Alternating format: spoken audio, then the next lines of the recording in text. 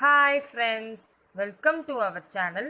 இன்றைக்கி நம்ம இந்த வீடியோவில் ரேஷன் அரிசியில் ரொம்ப டேஸ்டியான ரொம்ப ஹெல்தியான அடை எப்படி செய்கிறதுன்னு பார்க்க போகிறோம்.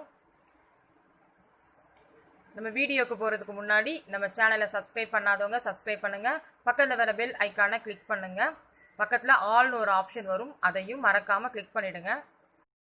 இப்போ நம்ம வீடியோக்குள்ளே போகலாம். முதல்ல மாவு எப்படி ரெடி பண்ணுறதுன்னு பார்த்துக்கலாம். ஒரு கப் அளவு புழுங்கல் அரிசி எடுத்திருக்கேன்.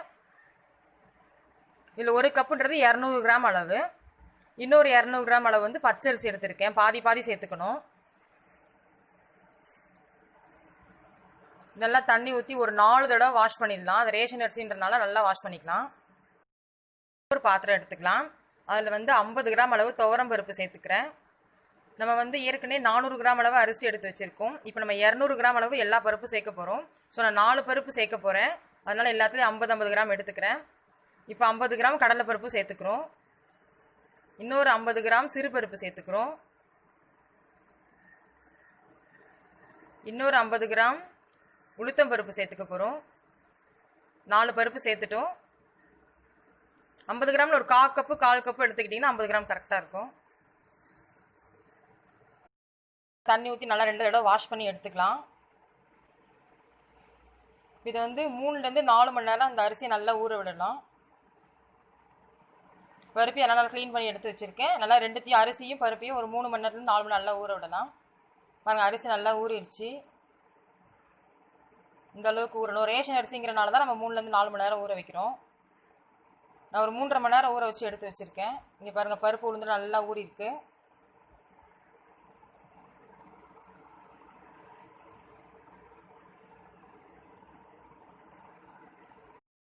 மாவு அரைக்கிறது ஒரு மிக்ஸி ஜார் எடுத்துக்கலாம். அதில் வந்து எல்லா பருப்பையும் இதில் சேர்த்துக்கலாம். தண்ணி வடிகட்டி சேர்த்துக்க போகிறோம்.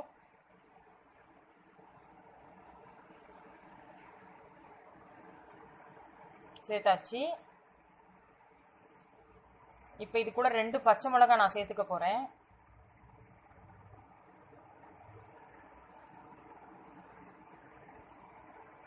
ஏற்கனவே ஒரு சின்ன வெங்காயம் ஒரு 10 உரிச்சு வச்சுருக்கேன். அதையும் இது கூட சேர்த்துக்கிறேன்.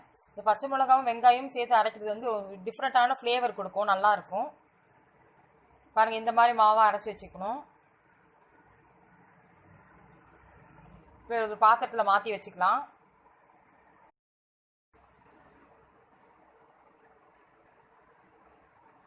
பாத்திரத்தில் மாற்றியாச்சு. இப்போ அரிசி அரைச்சி எடுத்துக்கலாம். அதே மிக்ஸி ஜாரில் அரிசியை சேர்த்துக்கலாம். நல்லா அரைச்சி எடுத்துக்கலாம். இந்த மாதிரி திக்காகவும் இருக்கக்கூடாது, தண்ணியாக இருக்கக்கூடாது, நார்மலான பதத்தில் அரைச்சி எடுத்துக்கலாம். இதையும் அதே பாத்திரத்தில் ஊற்றிக்கலாம்.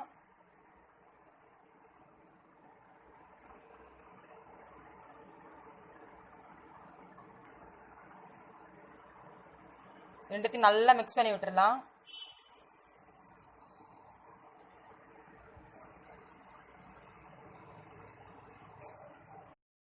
மாவு ரெடி ஆயிடுச்சு.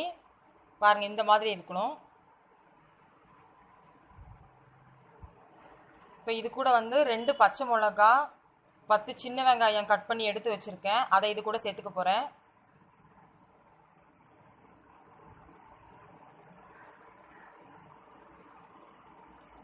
இது வந்து நம்ம நிறைய பருப்பு சேர்த்துருக்கனால 1 ஸ்பூன் அளவு பெருங்காயத்தூள் சேர்த்துக்கிறேன். தேவையான அளவு உப்பு. இது நல்லா மிக்ஸ் பண்ணிக்கலாம்.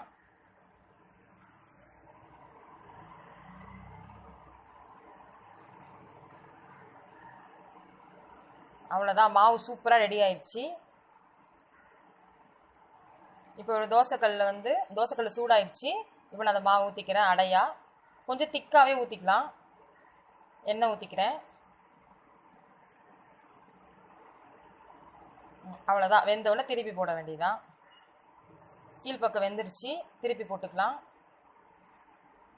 இந்த அடை வந்து ஊற வைக்கிறது தான் டைமு. அரைச்ச உடனே சுடலாம். 3 மணி நேரம் ஊறுனா போதும். உடனே அரைச்சி உடனே ரெடி பண்ணிடலாம். அவ்வளோதான், ரெடி ஆயிடுச்சு. ரொம்ப டேஸ்டியான அடை. இது நீங்கள் வீட்டில் செஞ்சு பாருங்கள், கண்டிப்பாக உங்களுக்கு பிடிக்கும். குழந்தைங்களுக்குலாம் ரொம்பவே பிடிக்கும். உங்களுக்கு பிடிச்சிருந்தா லைக் பண்ணுங்கள், ஷேர் பண்ணுங்கள். தேங்க்யூ.